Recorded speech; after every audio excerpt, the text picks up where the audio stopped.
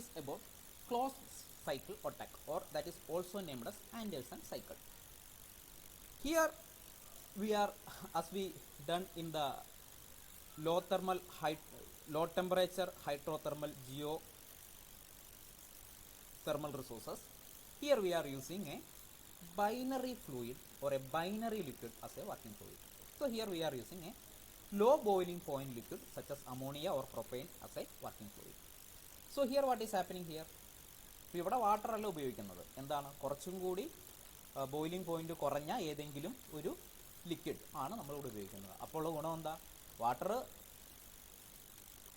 സാധാരണ കേസിൽ നോർമൽ പ്രഷറാണ് എന്നുണ്ടെങ്കിൽ, ഈ ഫ്ലാഷ് ഇവാപ്പറേറ്ററിലെ കേസിൽ നമുക്ക് സംഭവിച്ചത് പ്രഷർ വളരെ കുറവായിരുന്നു. ആ പ്രഷർ വളരെ കുറവായതുകൊണ്ടാണ് 100 ഡിഗ്രി സെൽഷ്യസിൽ എത്തുന്നതിന് മുമ്പ് തന്നെ വാട്ടർ എന്തായി മാറിയത്? സ്റ്റീമായി മാറിയത്. ഇതിനെപ്പറ്റി നമ്മൾ പ്രഷർ കുക്കറിൻ്റെ കഥയൊക്കെ പറഞ്ഞിട്ട് നമ്മൾ ജിയോതെർമൽ റിസോഴ്സസിൽ നമ്മളൊരു കഥ പറഞ്ഞിട്ടുള്ളതാണ്. പ്രഷർ കുക്കറിലെ കഥയും പിന്നെ എവറസ്റ്റിൽ പോയി ചൂടുവെള്ളത്തിൽ കുളിക്കാൻ പോകുന്ന കഥയൊക്കെ നമ്മൾ ജിയോതെർമൽ റിസോഴ്സിൽ പറഞ്ഞിട്ടുള്ളതാണ്. അപ്പോൾ നോർമൽ പ്രഷർ ആണെങ്കിൽ, അതായത് നമ്മുടെ ഇവിടുത്തെ പ്രഷർ എന്ന് പറഞ്ഞാൽ ഉദ്ദേശിക്കുന്നത് 1 atmosphere ആണ്. 1 atmosphere പ്രഷർ ആണെന്നുണ്ടെങ്കിൽ വാട്ടർ എന്ത് ചെയ്യണമെങ്കിൽ സ്റ്റീമായി മാറണമെന്നുണ്ടെങ്കിൽ 100 ഡിഗ്രി സെൽഷ്യസ് ആയിരിക്കണം, അല്ലെങ്കിൽ അതിൻ്റെ വാട്ടറിൻ്റെ ബോയിലിംഗ് പോയിന്റ് എന്ന് പറയുന്നത്. അപ്പോൾ അതിനേക്കാൾ ബോയിലിംഗ് പോയിന്റ് കുറവുള്ള ഒരു ലിക്വിഡാണ് നമ്മളിവിടെ എന്തായിട്ട് ഉപയോഗിക്കാറ്? വർക്കിംഗ് ഫ്ലൂയിഡായിട്ട് ഉപയോഗിക്കാറ്. ഇവിടെ എന്താ സംഭവിക്കുന്നതെന്ന് വെച്ചാൽ it is A heat exchanger, and here the warm surface water is going through this heat exchanger. Then what will happen? This heat exchanger will transfer heat from this point to this point, isn't it? And here what is there? The binary fluid is there. So this binary fluid അത്ര temperature വേണ്ട, ഒരു 50 degree ഒക്കെ കിട്ടുമ്പോൾ തന്നെ, അല്ലെങ്കിൽ 50-60 degree Celsius ഒക്കെ കിട്ടുമ്പോൾ തന്നെ ലിക്വിഡ് ആകാൻ ഗ്യാസ് ആകാൻ സാധ്യതയുള്ള ഏതെങ്കിലും ഒരു ബൈനറി ഫ്ലൂയിഡ് ആയിരിക്കും നമ്മളിവിടെ, അല്ലെങ്കിൽ ഇങ്ങനെ ഒരു ലിക്വിഡ് ആയിരിക്കും നമ്മളിവിടെ ബൈനറി ഫ്ലൂയിഡ് ആയിട്ട് ഉപയോഗിക്കുക. അപ്പോൾ ഇവിടെ ടെമ്പറേച്ചർ ഇവിടേക്ക് ട്രാൻസ്ഫർ ചെയ്യുമ്പോൾ, or when heat is transferring from this primary coil to this secondary coil, what will happen?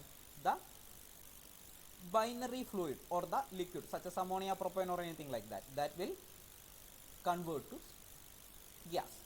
So this gas will go to this turbine, and the turbine will work by this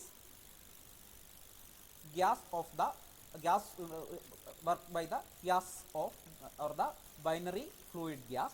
And then what will happen? This turbine is connected to this generator, so energy or electricity can be generated by using this generator. പിന്നെ അതിന് ശേഷം എന്താ സംഭവിക്കുക?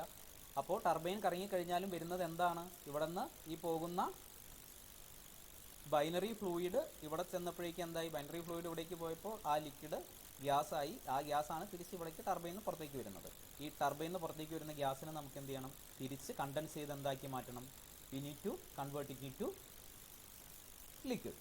അപ്പോൾ അതിനാണ് നമ്മളിവിടെ എന്ത് ഉപയോഗിക്കുന്നത്? We are using condenser here.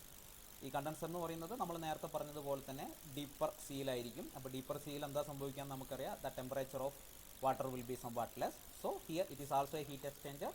Here what is happening here? ഇവിടെ കൂൾ വാട്ടർ എന്ത് സംഭവിക്കുന്നു?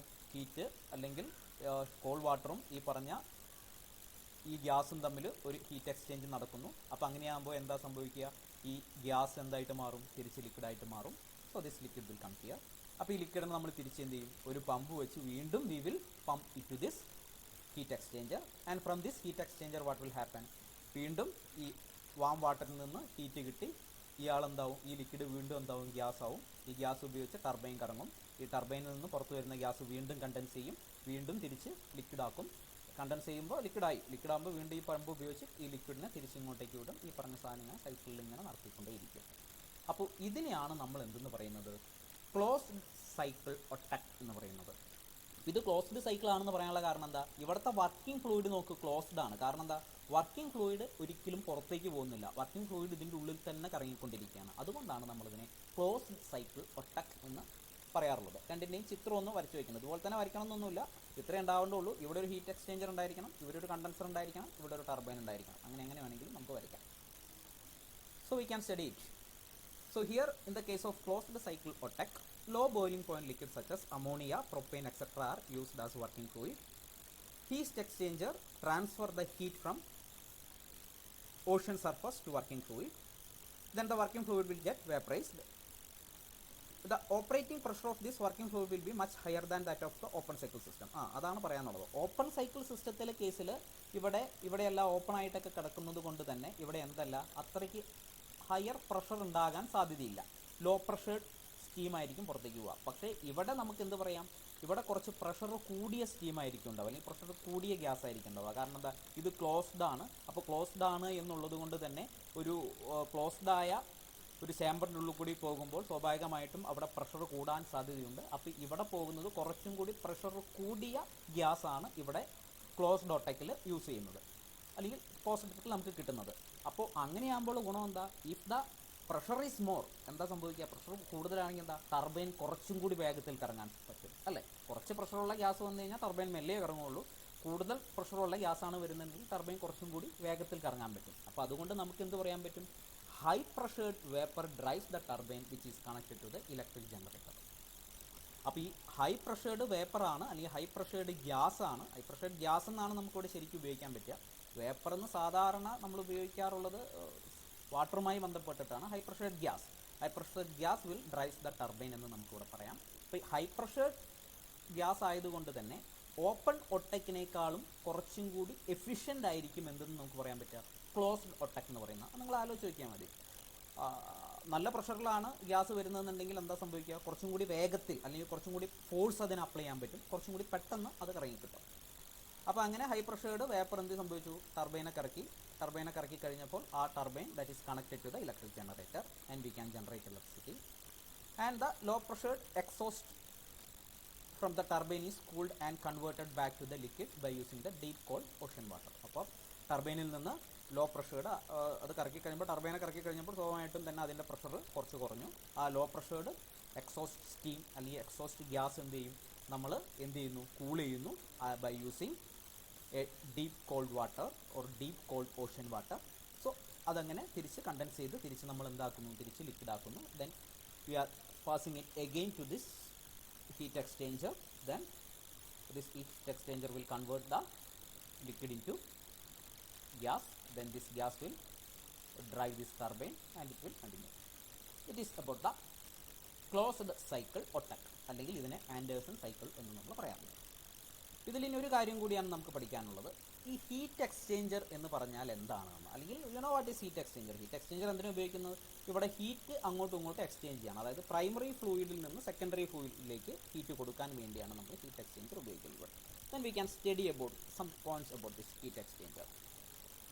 So here the heat exchanger, what is heat exchanger means, the heat exchanger are used to transfer heat from seawater to working fluid and vice versa. Vice versa എന്ന് വെച്ചാൽ തിരിച്ചും ഉപയോഗിക്കാറുണ്ട്. കാരണം എന്താ, ഇവിടുത്തെ കേസിൽ എന്താ സംഭവിക്കുന്നത്, ഇവിടെ ഹയർ ടെമ്പറേച്ചർ ഉണ്ടായിരുന്നത്, ഇവിടെ ഈ ഹീറ്റ് എക്സ്ചേഞ്ചറിൽ ഹയർ ടെമ്പറേച്ചർ ഉണ്ടായിരുന്നത് ആർക്കായിരുന്നു, ഓഷ്യനിലായിരുന്നു അല്ലെങ്കിൽ സീ വാട്ടറിലായിരുന്നു. അപ്പോൾ ഇവിടെ ഹീറ്റ് ഓഷ്യനിൽ നിന്ന് എങ്ങോട്ടേക്ക് കൊടുത്തു, വർക്കിംഗ് ഫ്ലൂയിഡിലേക്ക് കൊടുത്തു. പക്ഷേ തിരിച്ച് ഇവിടെ കണ്ടൻസറിൽ എന്താ സംഭവിക്കുന്നത്, ഹൈ ടെമ്പറേച്ചർ ഉള്ളത് ആരാ, വർക്കിംഗ് സ്റ്റീമാണ്, ഇസിൻറ്റ് ഇറ്റ്. അപ്പോൾ ആ വർക്കിംഗ് സ്റ്റീം ഇവിടെ നിന്ന് എങ്ങോട്ടേക്കാണ് കൊടുക്കുന്നത്, തിരിച്ച് കോൾഡ് വാട്ടറിലേക്ക് തിരിച്ച് ഇങ്ങോട്ടേക്കാണ്, അല്ലെങ്കിൽ വർക്കിംഗ് ഫ്ലൂയിഡ് സീ വാട്ടറിലേക്കാണ് ഇവിടെ ടെമ്പറേച്ചർ കൊടുക്കുന്നത്. അങ്ങനെ ടെമ്പറേച്ചർ കൊടുക്കുമ്പോഴാണ് എന്ത് സംഭവിക്കുന്നത്, ഈ വർക്കിംഗ് ഫ്ലൂയിഡ് എന്താകുന്നത്, തണുക്കുന്നതും പിന്നെ തിരിച്ച് വർക്കിംഗ് ഫ്ലൂയിഡ് എന്ന് പറയുന്നത് ഗ്യാസ് ഫോമിൽ നിന്ന് തിരിച്ച് ഏത് ഫോമിലേക്ക് മാറുന്നതും, ലിക്വിഡ് ഫോമിലേക്ക് മാറുന്നതും.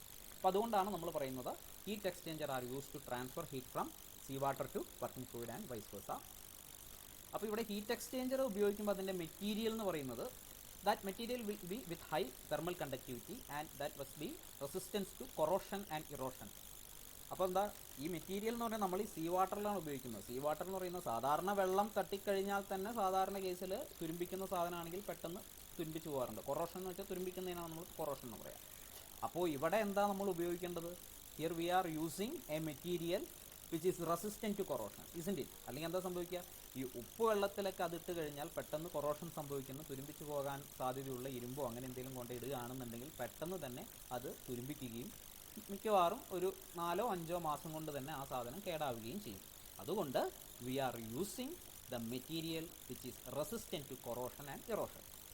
And similarly that must have high thermal conductivity. Thermal conductivity എന്ന് പറഞ്ഞു കഴിഞ്ഞാൽ, കണ്ടക്ടിവിറ്റി എന്ന് വെച്ചാൽ കടത്തി വിടുന്നതിനാണ് നമ്മൾ കണ്ടക്ടിവിറ്റി എന്ന് പറയുക. ഇലക്ട്രിസിറ്റി കടത്തി വിടുന്നതിന് നമ്മൾ ഇലക്ട്രിക്കൽ കണ്ടക്ടിവിറ്റി എന്ന് പറയും. തെർമൽ കണ്ടക്ടിവിറ്റി എന്ന് വെച്ചാൽ ടെമ്പറേച്ചർ കണ്ടക്ടിവിറ്റി. അപ്പോൾ ഇവിടെ എന്താ സംഭവിക്കേണ്ടത് ഈ കേസിൽ? ഇവിടെ നിന്ന് സീ വാട്ടറിൽ നിന്ന് ഹീറ്റ് എങ്ങോട്ട് കടന്നു പോകണം, അല്ലെങ്കിൽ സീ വാട്ടറിൽ നിന്ന് വരുന്ന ഹീറ്റ് സീ വാട്ടർ, അതായത് ഈ പ്രൈമറി കോയിലിൽ കൂടി പോകുന്നത് സീ വാട്ടറാണ്. ഈ സീ വാട്ടറിലെ ഹീറ്റ് പ്രൈമറി കോയിലിൽ നിന്ന് ഈ പറഞ്ഞ സെക്കൻഡറി കോയിലിലേക്ക് എന്ത് ചെയ്യണം? ട്രാൻസ്ഫർ ചെയ്യണം, അല്ലെങ്കിൽ കടന്നു പോകണം. അപ്പോൾ എന്തായിരിക്കണം ഇവിടെ യൂസ് ചെയ്യേണ്ടത്? പെട്ടെന്ന് ഹീറ്റ് കടത്തി വിടാൻ സാധ്യതയുള്ള മെറ്റീരിയൽസിനെയൊക്കെ നമുക്ക് ഉപയോഗിക്കാൻ പറ്റൂ, ഇസ്ന്റ് ഇറ്റ്? അതായത് നമ്മൾ ഉപയോഗിക്കുന്ന എന്താ? ഹൈ തെർമൽ കണ്ടക്ടിവിറ്റി ഉള്ള മെറ്റീരിയൽസൊക്കെയാണ് നമ്മളിവിടെ ഉപയോഗിക്കാറുള്ളത്. അല്ലാതെ മരം ഒന്നും കൊണ്ട് ഉപയോഗിക്കാൻ പറ്റില്ല. മരം എന്ന് പറയുന്നത് എന്താണ്? തെർമൽ ഇൻസുലേറ്റർ ആണ്. That will not allow heat energy to pass. So these are the properties of the material using as heat exchanger. That must be have high thermal conductivity, and that must be resistant to corrosion and erosion. So mainly we are using titanium, aluminum or copper, nickel or graphite filled plastics as heat exchangers. These are the material using to construct heat exchangers. Titanium, aluminum, copper. ഇവയ്ക്കൊക്കെ അലുമിനിയത്തിനും കോപ്പറിനൊക്കെ high thermal കണ്ടക്ടിവിറ്റിയാണ്. Aluminium കോപ്പറൊന്നും പെട്ടെന്ന് തുരുമ്പിക്കുകയില്ല. അതുകൊണ്ടാണ് നമ്മൾ aluminium എപ്പോഴും നമ്മളെ വീട്ടിലെ ആവശ്യങ്ങൾക്ക് അലുമിനിയം ഉപയോഗിക്കാനുള്ള ഒരു കാര്യം അതാണ്. കാരണം അത് അടുത്ത കാലത്തൊന്നും അലുമിനിയം തുരുമ്പിക്കില്ല. അലുമിനിയം പാത്രങ്ങൾ ഒരിക്കലും തുരുമ്പിച്ചതായിട്ട് അങ്ങനെ നിങ്ങൾ കണ്ടിട്ടുണ്ടാവുമെന്ന് വിചാരിക്കുന്നില്ല. അതിന് കാരണം ഡീറ്റെയിൽ ആയിട്ട് കെമിസ്ട്രിക്കാർക്കറിയാം. അതിപ്പോൾ ഇവിടെ നമ്മൾ പറഞ്ഞു കഴിഞ്ഞാൽ കുറേ സമയം പോകും, നമുക്കിവിടെ ആവശ്യമുള്ള കാര്യമല്ല. അതുപോലെ കോപ്പറും തുരുമ്പിക്കില്ല എന്ന് പറയുന്നില്ല. തുരുമ്പിച്ച് കഴിഞ്ഞാലും അതിൻ്റെ സർഫസിൽ മാത്രമേ പ്രശ്നം ഉണ്ടാവുള്ളൂ. പിന്നെ അതിൻ്റെ ഉള്ളിലേക്ക് കോപ്പറിനും പ്രശ്നമൊന്നും ഉണ്ടാവില്ല. ഇതിന് രണ്ടിനും അത്യാവശ്യം നല്ല തെർമൽ കണ്ടക്ടിവിറ്റി ഉള്ളതുമാണ്. So titanium, aluminum, copper, etc. are using as the material for constructing heat exchangers. Then we can go to the disadvantages of this ocean thermal electric conversion system. ഇതിന് എന്തെങ്കിലും ഡിസഡ്വാൻറ്റേജ് ഉണ്ടാവുമല്ലോ, അല്ലെങ്കിൽ നമുക്കിത് ഉപയോഗിച്ചിട്ട് ocean എന്ന് പറയുന്നത് എപ്പോഴും ഇതിൻ്റെ ഒരു അഡ്വാൻറ്റേജ് എന്ന് പറഞ്ഞു കഴിഞ്ഞാൽ എല്ലാ പിന്നെ നോൺ കൺവെൻഷണൽ എനർജി സോഴ്സിനെ പറ്റി പറഞ്ഞ പോലെയും പൊല്യൂഷൻ ലെസ് ആയിരിക്കും. പിന്നെന്താണ്, ഇത് ഇൻഎക്സോസ്റ്റിബിൾ ഫോം ഓഫ് എനർജിയാണ്. അതായത് ഒരിക്കലും എനർജി തീരില്ല, എത്ര കാലം വേണമെങ്കിലും ഉപയോഗിക്കാം. But it have some disadvantages. First one is it can be applied only to the site where significant temperature difference is between surface water and water below 1 kilometer. അപ്പോൾ അതായത് ഒരു 20 കിലോ കെൽവിൻ, അതല്ലെങ്കിൽ 20 degree Celsius, എന്തായാലും ഒന്ന് തന്നെ. Kelvin എന്ന് പറഞ്ഞു കഴിഞ്ഞാലും ഡിഗ്രി സെൽഷ്യസ് എന്ന് പറഞ്ഞാലും ഒന്നുമില്ല, ഒന്ന് തന്നെയാണ്, രണ്ടും ഒന്ന് തന്നെയാണെന്ന് നിങ്ങൾക്കറിയാം.